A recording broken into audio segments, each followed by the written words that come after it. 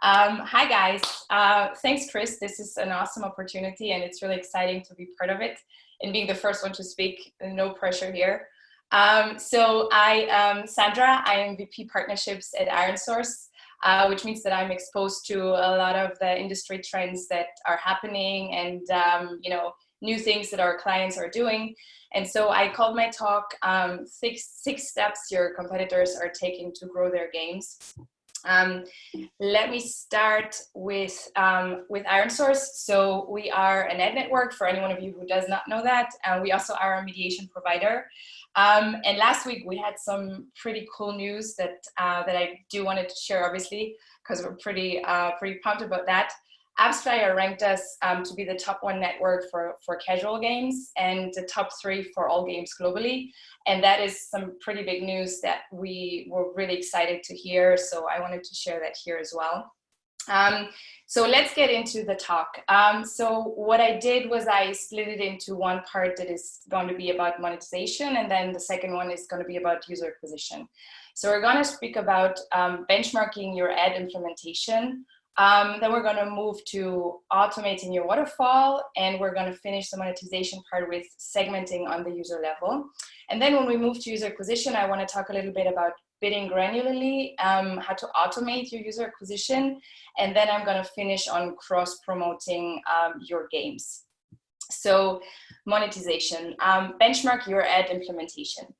When you look at the ad units that you have available, you have system-initiated ads, right, which are ads that the user doesn't choose to see, interstitials and banners, and those improve your ARPU, so they make you money, but they might, risk retention. So that's the two things that you need to balance against each other. On the other side, you see the user-initiated ad units, which is rewarded video and offer wall. And those also improve your ARPU, right? They make you money. In addition to that, they also improve your retention and your session length. So what you do want to mitigate here is the risk of cannibalizing your in-app purchase revenues. And we're going to talk about this a little bit more. So now, let's say you started your game, you chose the ad units that you wanted to run. And now the point that I'm trying to make is how important it is to make sure that the engagement of your users with ads is maximized. Because what that means is that you're maximizing the available impressions in your game. And so what I want you to do is look at the numbers that your competitors are generating and compare yourself to those guys and see how they implemented ads and how you did, and maybe you can change accordingly. So this is really important to do. And as you do that, you keep measuring the engagement of your users with ads, right? So the metrics that you would use to look at this is the engagement rate, which is the amount of users out of your daily active users that push the rewarded video button. And the usage rate means how often they do that in a day. So this is really important to look at, and any solution that you're using today, you do want to make sure that you have a way of measuring this. More importantly, and this is something that we don't speak about so often, but I think it's really important, is to measure those metrics also across the lifetime of the game. So meaning that the user, as they move through your game, they reach different levels, right? So let's say now they're in level 20 and watching a video gives them a coin, but they need 20 because the economy inflates as they go through the game. So you would see a drop in engagement rate over time. And this is really important for you to know and understand, because the fix is very easy, right?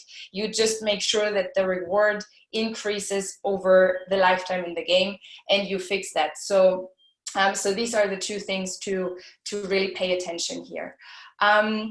Let's move to the waterfall side of things. So we just looked at the maximizing impressions part, right? Which is about the amount of rewarded video and interstitial that you're implementing. And now we're gonna make sure that we sell those impressions at the highest price possible, which comes down to the waterfall, right? So what you wanna do here is you wanna automate as much as possible, and we'll talk a little bit more about that right now. So that it needs to be in a smart way, right? Because the way that the big systems today, the big mediations today, they all have bidding, right? Doesn't matter who you work with. But you want to have a dashboard that allows you a quick overview and allows you maximum flexibility in how you want to manage your manual waterfall versus your bidders, right? Because you will still have manual networks because they're not all networks are bidding in all mediations.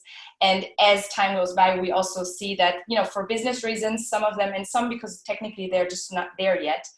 So that's going to be a slow transition. So this hybrid model is here to stay for a while, right? So you want to use a dashboard that allows you full flexibility to actually do that. So this is a little bit of the best practices that we see from the AAA studios that we work with, right? So implement in-app bidding. That's like the main thing that I wanted to take away from this. Implementing in-app bidding will do two things, and I'm going to start with the one that we actually talk about all the time, and that's improving the performance, right? And here I do want to talk to you a little bit about expectations that you have from the increase that you get from adding in a bidding. Because the more optimized your manual waterfall was before you turned on the in-app bidding, you will still see an uplift, but it's not going to be 30% because you already had kind of a semi-bidding environment before you started. And actually I had a conversation with someone from a really big network that is a bidder that confirmed that as well. So there is like, if you already run with a waterfall that is really optimized, the increase will be there, but it's not going to be, you know, mind-blowingly big. And the less optimized your waterfall is, the more uplift you'll generate. And the second thing, and that's the thing that we don't really speak about as much as we should, in my opinion, is of course the saving, you know, in resources and manual optimization that you need to do, right? If you have a person who looks at the waterfall every day or every second day, now they are suddenly, you know, available for other things. So that's awesome. So this is about in-app bidding. Regarding the non-bidding networks, that again, they will still be there because we're talking about this hybrid model for a while. You want to make sure that you create a semi-bidding environment. This is how I called it, through just adding a lot of instances or line items for those non-bidding networks at different price points to kind of make sure you simulate like a bidding network, a bidding environment, right? And at the end of the day, you want to optimize this based on eCPM and impressions to make sure that you're accounting, you know, for the fill rate as you go. Cool. So now we're going to move to segmenting on the user level. And here, before we dive into the segments, first let's talk about why we want to segment. So obviously, you know, every user has different ads that are served to them, different ad engagements. Some actually push the reward video button a lot, some don't. They all get a different eCPM, right? With the bidding coming, like every user is actually going to get a different price, which is mind-blowing, right? They also engage with in a purchase in a different way. Some pay, some don't. So there are so many things to account for, and that's why segmentation is actually something that we see more and more of the big guys going after. But before segmentation, what I want you to do is measure the full value of each of your users. And what I mean by that is that you already know, obviously, the inner purchase value that your users have, right? But what you don't know, or, you know, some of you might not know, what's the ad revenue that each of your users bring to you. And that's something that is so valuable in terms of the data. So when you use a mediation, and a lot of the big guys out there support this already, you will get the data from all ad units that you're running in your mediation, and it gives you the full flexibility of the value of the user. ironSource really believes in this. Like, we were actually the first ones to develop this feature, and like a year ago, and then everyone followed. So we really think this makes a lot of sense. And right now we are also working on allowing an impression level breakdown for the revenue data. So not just per user, but also per each impression of each user. So that's going to add an additional granularity that you don't have today. Just to make sure everyone understands how this is done, how do we measure ad revenue, or how it is measured. So let's say user A comes into your game yesterday, and that's the impressions that he saw. Facebook $80, AdMob $70, and ironSource $50. So out of this very simple math, right, I can tell you that they made you yesterday, this user made you $20, almost $20, which is really, you know, an important thing that you didn't know until today. Now, how do you break this into segments, right? So segments, first of all, let's start with your paying users, which you kind of want to, you know, fence off a little bit.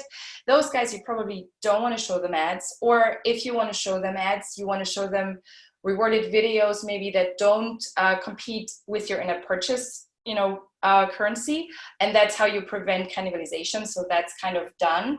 Then the second group, and this is where it gets interesting when you look at the user ad revenue, is when you want to also make sure that your ad whales, the guys that watch a lot of impressions and get very high CPMs by the networks, are staying engaged with this ad unit. So you want to show them premium rewarded video content, you want to increase the rewards and really make sure they stay engaged.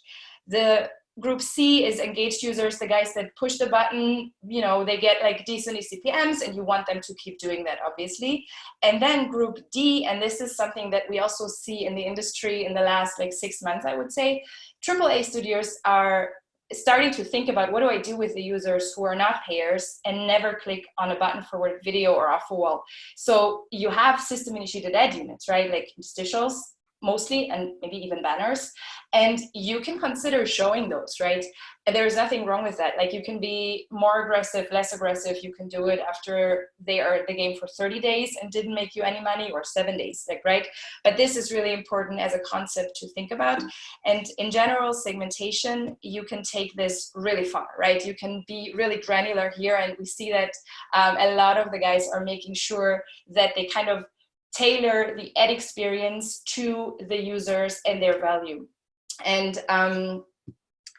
the setting it up part is where we usually, you know, get a little bit of like a, you know, confusion. But I want to show you, like, this is ironSource's dashboard. What you do is you just kind of set the groups that you defined. You define the behavior that you want to have for each of the groups in terms of the ads, right? Which ad, which reward, how many, and so on and so forth.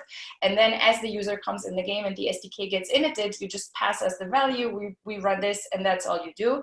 So it's really simple also in terms of the setup, right? Cool. Let's move to the user acquisition side. And here I'm going to start with bidding on the most granular level. So there are two parts to this. The first part brings me back to the user ad revenue that we just spoke to, right? Because you can use that value on the monetization side, but you can also, and maybe that's even more interesting, use it on the user acquisition side. Because when you look at the value of the user that you purchased from a source, you want to make sure that you understand the full value that he made you from in a purchase and ad revenue.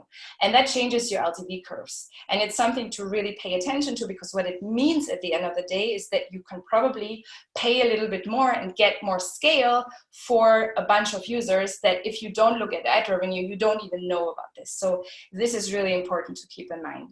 And the second part in the bidding granular section is to bid per source, right? And I know a lot of the guys, you know, are doing this already, but some are not, and it's, you know, it doesn't make sense not to do it. And I want to show you why. So this is a simple comparison of not bidding per source to bidding per source. And let's say I have two sources, A and B.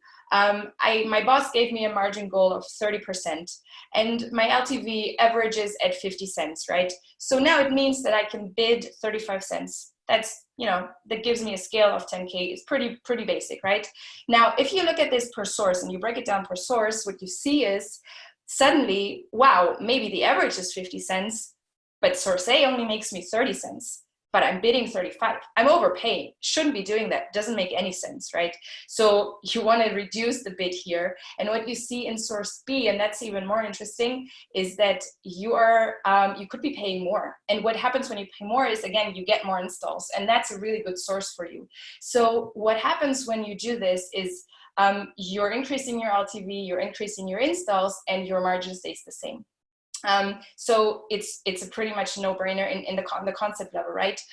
But when you think about it, you have thousands of sources. So how do you do that, right? Like, how do you do each and every source in each and every country? There are so many breakdowns. So you want to automate. And this is number 5, automate user acquisition. And not just the bidding per source, but also the fact that your game performance can change. You know, you're adding a feature and something changes, or the source quality changes, right? Like, let's say the top source that you're buying from today changes their user acquisition strategy. Boom. Your numbers don't make sense anymore. You also have new sources that enter the market all the time, and you want to account for that. So what you want is you want to use a ROAS optimizer, which basically it's a lot of networks offer this. So it doesn't matter who you work with, but make sure that you're automating this, because basically what you do is you give the system a ROAS goal. Let's say my goal is 30%, and then it's going to change the bids, the CPIs per each source that you have, and that's thousands of sources. And in addition to that, it's also doing it based on historical data, right? So it looks at in-app purchase and ad revenue, because you need both to make a right decision. And then it's just going to adjust the bids as it goes. This gets more and more granular, right? Like ironSource is adding a lot more breakdowns as we go. Device, OS system, you can be really, really, really granular here, and it just adds to the quality. So we have this is just a small case study done by Rescue Cut ITI, where they added, you know, they started running with the optimizer, and they saw a 16% increase in installs and 20% more ROAS. So that was a pretty nice success. I'm going to finish on number 6, which is cross-promote your games. And obviously this is relevant for the guys here that have more than one game, right? And what we see in the industry is that more and more AAA studios and even medium guys are starting to think about this cross-promotion, you know, idea, because the solution has been out for a while, right? The market solutions today are CPM-based usually, which is kind of like dumb systems. Basically, you give it a bid, it runs, it takes the impression, but you don't really have any machine learning behind it. And so what we built was a dedicated network that is kind of like your own cross-promotion network, that you manage the UA side and you also manage the monetization side.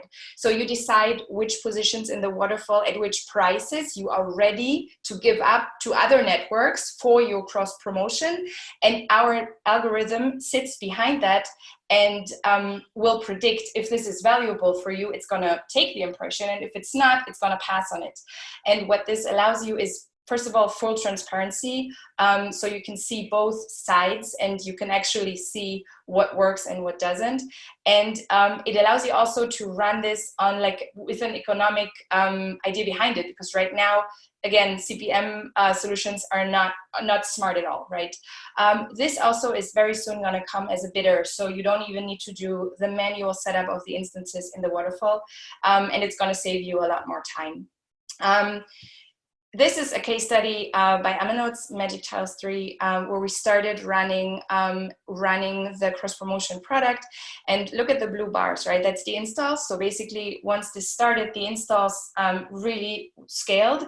And the orange line is the CPI. So they got more installs at a lower price. So it just made a lot of sense for them to keep doing this. Cool. If I bring everything that we just said back into this one slide, benchmark your ad implementation, automate your waterfall. That's going to make sure that you have the maximum amount of impressions and you're going to sell it at the maximum price possible.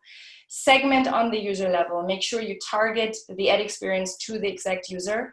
Then on the UA side, bid granularly and automate your user acquisition. And if you have more than one game, try to find a solution that allows you to cross-promote your game in a smart way. The 3 takeaways that I want you to take out of this are: working with a partner who can close the loop is key, and that's because a network that allows you to do monetization and user acquisition just has a 360 look on the industry. They can also be very strategic about working with you, there are some like deals that you could think about that it just makes a lot of sense to choose partners that allow you to do that. The second one is data and segmenting are critical to making strong decisions. I think we're talking about data-driven decisions all the time, but data can be very daunting, right? Like it's a lot of like bits and bytes, and you need to make sure that you draw the right conclusions for you. And I think that you need a partner who allows you to kind of like distill this down into what makes sense for you to do, and then just try and do it. And the third one is that you want to have a partner that has a cutting edge technology to make sure that you allow for maximum automation. Because I think as we move into bidding and as we move into automating user acquisition, you will see that you have more time of like your staff to do the things that actually make sense for them to do, because you're automating the things that they don't really need to be doing manually. Thank you. Thank you for listening. I'll take a few questions now. Wow, that was incredible. Like, I was trying to make notes as you go. No, fantastic. You like, I was waffling on for like 20 minutes and not saying very much, and you've kind of gone through the entire like complex ad platform and loads of complex terms. We do have a lot of questions, and we've got plenty of time, so it's all right. It's very difficult. I know I was going at 100 miles an hour because I was trying to. I realised the time. I thought, oh God, I've got half my slides to get through. But you were really good, so thanks for that. So I've got a lot of questions here. There's a lot from Mr. Sai Praneeth Gunupti as well. So I'm going to try and ask a few of these, and if it's something you can answer, then answer. If it's not, we can pass on to the next one. So I've got a question here saying, how can I track user level ad revenue with Tenjin attribution? Is that I don't know if that's a thing that makes sense to you or not. Right. So Tenjin is not, as far as I know, at least with our user ad revenue, they did not integrate it yet. So what you can do though is you can pull the ad revenue from an API from your mediation provider, right? So it doesn't matter who you work with, like we have an API that you just pull the data from, and then you just need to integrate the in-app purchase data that you get from Tenjin with the user ad revenue, and you just need to do it in your own BI state, but it's not available in Tenjin. Okay, good answer. That's good. Okay, another question is, can you share how to set up mediation waterfall and the best practices for ad monetization and setting for indie devs launching a game, especially considering the COVID-19 situation? That seems like a lot of questions. Yes, but, a lot of fun. Yes, go on. Can you answer those? Let me start. So basically, setting up a waterfall, again, like indie guys, right? They don't have a lot of resources. So what you want to do is you want to try to automate as much as possible. So the bidding is like the way to go. Try to turn on bidding and add as many networks as possible that are available with the solution that you're using in the bidders. And then the networks that are not bidders, just make sure that you have like enough kind of line items or instances at all kinds of price points, basically, right? What you want to do is you want to add, let's say, I don't know, 5, 10 instances per each of the non-bidders in your manual waterfall, and then just kind of start running like this and adjust as you go in the beginning, and then at some point you should be kind of good to just let it run. The COVID situation, I guess, maybe this goes in the direction of are eCPMs changing right now with like a lot more people playing, right? We don't have very conclusive like things to say right now. It's still kind of eCPMs for now are going up, but we don't expect this to last. So I don't want to answer on that right now because I don't want to make false. Yeah, it's very early, isn't it? Nobody really knows. I'm fascinated to hear if anybody's sharing data at this point, because we're seeing various things anecdotally reported, but what that actually means in terms of revenues is very unclear. I've got another question here from Claudio Torres, which is, how do you measure LTV to split in source bid if LTV means you need days, weeks to get data? Does that make sense? Again, this is all over my head. I feel I'm learning something. I've got to watch this video back a few times to kind of get up to speed. But yeah. Okay, it's a good question. You do see, a trend in LTV after like day 7, day 3, depending on the game a little bit, right? But you are kind of, okay. Sorry. I just lost my screen, but I think that's fine. I can see you. That's all right. Sorry, I've Awesome. not done anything there. I just answered a question, so it's fine. Okay, cool. Yeah, so I think you can make predictions and you can build your LTV curve as you go. You're right that if your game is like, you know, a really, you know, highly engaged game where you're gonna keep players for like up to half a year or longer, it's a little bit harder to do. But you can predict LTV and there are ways to do it. So I don't want to expand on that too much right now because it's very technical. Okay. But I leave it at that.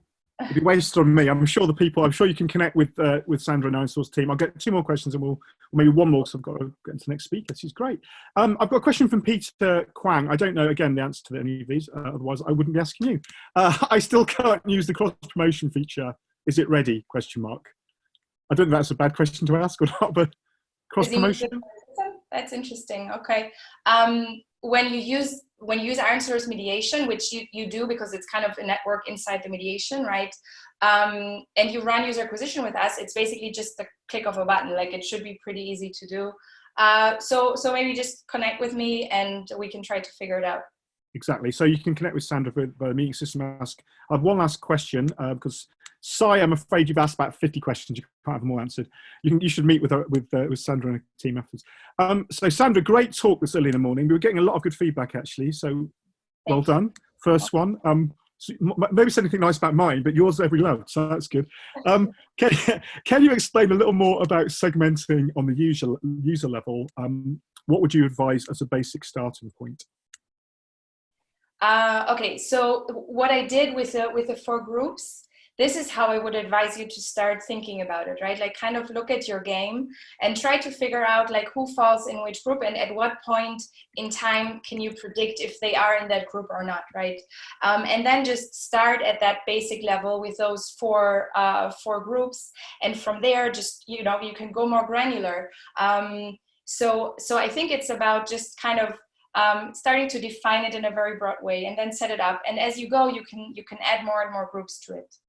Okay, fantastic. That is just about all we've got time for this morning. But I know I think you're back on later. I am in the afternoon. You're going to do it. Well, okay, fantastic. All right. Well, I'm gonna let my co-host will send you back into attendees. You can feel free to keep watching. But a round of applause from me. I know you can't get from everyone else, but if everybody can give some love in there as a hands up if you thought it was a great talk. I think we're still working out some of these tools. But thank you so much, Sandra.